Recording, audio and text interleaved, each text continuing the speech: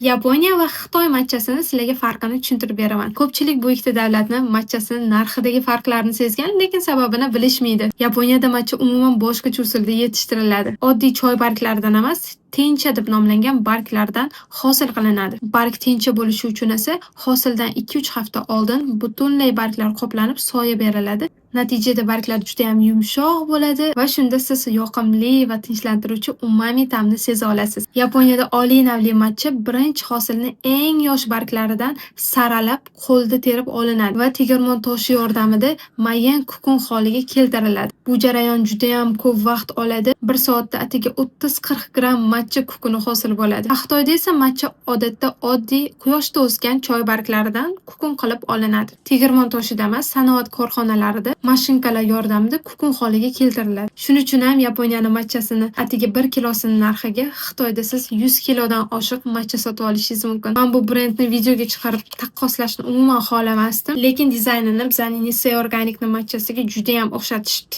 Bizning nechta mijozlarimiz aloqaga chiqishda matchalar o'zgaribdi-ku deb, lekin farqni bilib qo'yinglar, bu bizning matcha emas. Bu Nisei Organicning qilgan ishi menga umuman yoqmadi. E'tirozlarimni videoda emas, ularga to'g'ridan-to'g'ri aytish xohlardim, no boshidanoq meni ular bloklab qo'yishgan. Matcha tanlashda bitta muhim jihatga ahamiyat beringlar.